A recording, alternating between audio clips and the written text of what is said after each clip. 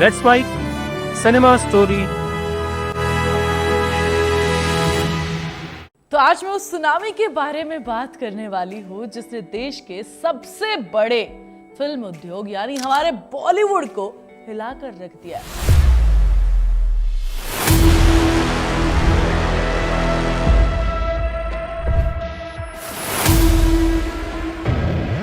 कुछ साल पहले इस इंडस्ट्री में सिर्फ एक ही खानदान चलता था और वो था नेपोटिज्म का खानदान। हम सब लोग चुपचाप जैसे को तैसा देखते रहते थे, लेकिन फिर साउथ ने एक एक करके 3 बम फटे। पहले केजीएफ, फिर पुष्पा और अब वो फिल्म जिसने सिर्फ 2 दिन में अपने बजट से ज्यादा रुपए कमा लिए हैं।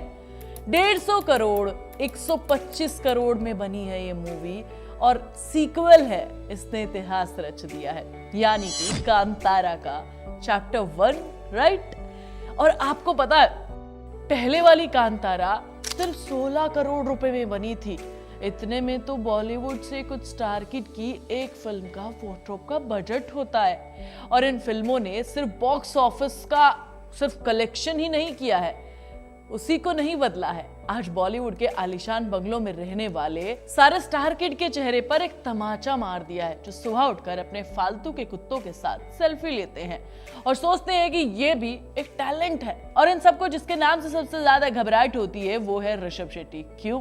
क्योंकि ऋषभ शेट्टी सिर्फ एक स्टार नहीं है, वो भाई स्टार से कुछ ज्यादा हैं। ऑथेंटिसिटी है उनके पास, वो एक तूफान है। बॉलीवुड की एक जो प्रिविलेज नींव है उसको उखाड़ फेंकने के लिए आए हैं और ये तूफान इतना तेज है कि भैया इसमें सब कुछ उजड़ जाएगा। स्टार किड ने अपने पापा को फोन करके पूछा, पापा क्या मैं कोई और बिजनेस करना शुरू कर दूं, क्योंकि ये तो हमें कहीं आगे नहीं बढ़ने देंगे। यकीन मानिए ऋषभ शेट्टी की कहानी जानकर आप भी हैरान रह जाएंगे। ये होता है एक असली हीरो, असली सरप्राइज, असली टैलेंट का एक तरीका, किस तरीके से अपने आप को प्रूव किया जाता है। ऋषभ शेट्टी की कहानी किसी फेरी टेल से कम नहीं है यार, लेकिन इसमें जादू नहीं, सिर्फ पसीना है और उनका स्ट्रगल है। हाँ, एक अच्छी स्क्रिप्ट भी है और आप और हम जिन स्टार किड्स को बचपन में मखमली गद्दों पर देखते हुए आए हैं, जिनकी सबसे बड़ी स्ट्रगल ये होती है कि भाई मालदीव जाए या स्विट्जरलैंड जाए, उन्हीं के मुकाबले ऋषभ शेट्टी ने अपना करियर कैसे शुरू किया ये शायद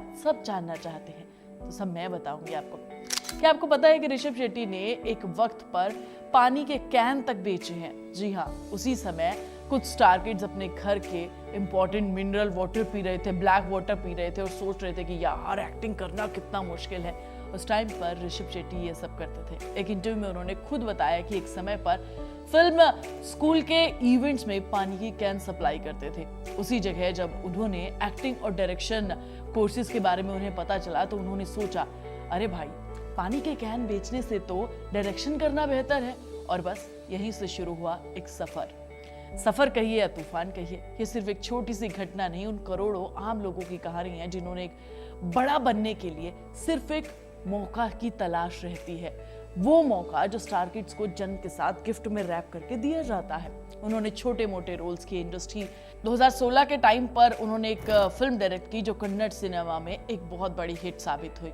और इस दौरान बॉलीवुड में कुछ स्टार किड्स अपनी तीसरी, चौथी या 5वीं फ्लॉप दे रहे थे और सोच रहे थे कि चलो कोई नहीं, पापा की अगली फिल्म तो हमें मिल ही जाएगी, उसका जुगाड़ तो पापा कर ही देंगे। और फिर आया वो वक्त जिसने सारे के सारे जितने भी लोग उनके बारे में नेगेटिव कमेंट करते थे उन सब की नजरों में उन्हें लाकर खड़ा कर दिया।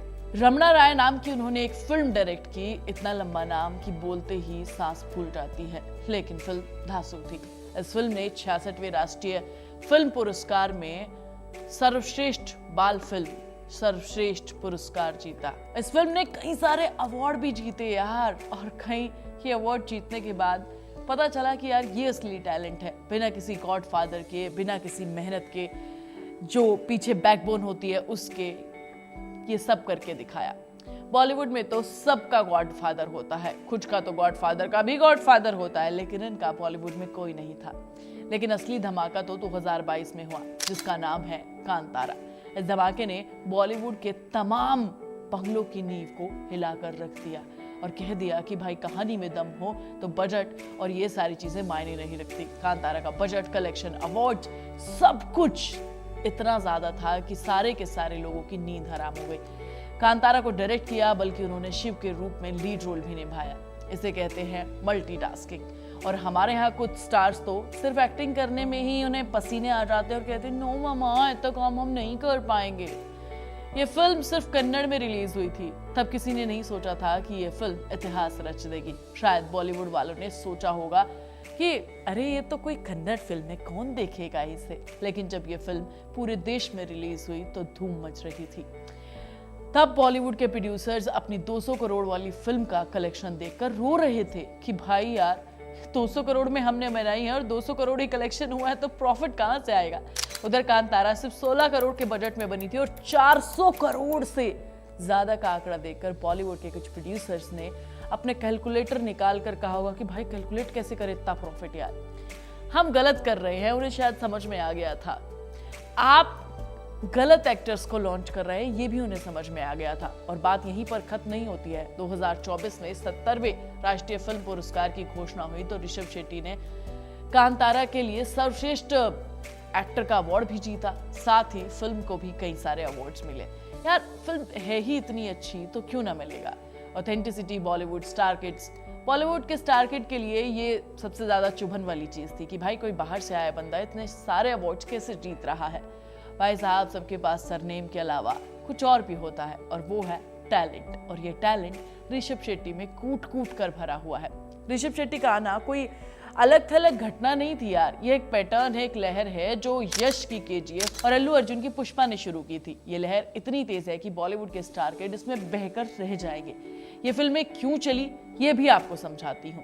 पहला, ये सारी की सारी फिल्में जड़ों से जुड़ी हुई कहानियां हैं। पुष्पा की कहानी चंदन की तस्करी की लोकल कहानी थी, इसलिए लोगों से कनेक्ट कर गई। KGF में कोलार गोल्ड फील्ड्स का इतिहास दिखाया गया था। कांतारा में भूत कोला और कर्नाटक के लोक गीतों की आत्मा बसी हुई थी। इन फिल्मों ने दर्शकों को अपनी जड़ों से जोड़ा और बॉलीवुड, वहां तो जड़ें खोजने के लिए लंदन और न्यूयॉर्क जाना पड़ता है ना। दूसरा कारण असली हीरोइज्म। संजय दत्त ने एक बार कहा था कि साउथ इंडस्ट्री ने हीरोइज्म को कभी छोड़ा ही नहीं, वो हीरोइज्म जो है वो जीते हैं।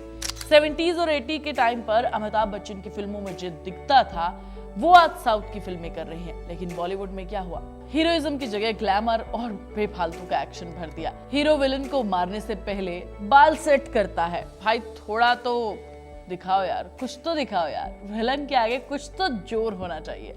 विलन भाग जाएगा अगर आपने इसी तरीके से चीजें करते रहे, इसी तरीके से चीजें सोचते रहे। अगर मुकाबला टैलेंट वर्सेस टैलेंट का है, कहानी वर्सेस कहानी का है, और सबसे अच्छी बात अब मुकाबला इमरान हाशमी के किसिंग सीन वर्सेस असली एक्टिंग का भी है, तो भाई आपको क्या लगता है, क्या बॉलीवुड स्टार किड इस तरीके से नए टैलेंट के तूफान में बह जाएंगे या फिर उन्हें अपनी जड़ों और अपनी कहानियों की ओर वापस लौटना पड़ेगा? या फिर एक और रास्ता है, ये वही करेंगे जो एक के बाद एक रीमेक करते हुए हैं, साउथ की फिल्मों का रीमेक कर देंगे और कहेंगे कि चलो यार एक फिल्म बना लेते हैं, थोड़ा हिट कमा लेते हैं। रीमेक का भी एक टाइम के बाद फ्लॉप होना शुरू हो जाएगा क्योंकि इन लोगों को एक्टिंग तो आती नहीं है यार, है ना। इस बारे में तुम्हारा क्या सोचना है मुझे कमेंट करके जरूर बता देना। और हाँ, ऋषभ शेट्टी की एक्टिंग के बारे में क्या कहना है वो भी कमेंट करके बताना। मैं तो मेरे एक वीडियो में मिलूंगी, तब तक तुम चैनल को सब्सक्राइब कर लेना, वीडियो को लाइक और शेयर कर लेना और प्लीज बेल आइकन दबाना मत भूलना। आप सुन रहे थे let's mike more than radio. Follow कीजिए हमें हमारे सोशल मीडिया प्लेटफॉर्म्स पर।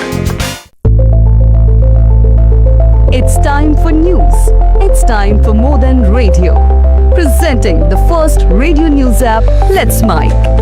Let's Mic, a news-based app on your phone where you get to watch and listen news, talk shows, interviews, radio show podcasts. On Let's Mic, you get all relevant information of TV, print, radio, podcast, and digital. Let's Mic talks about every segment of life.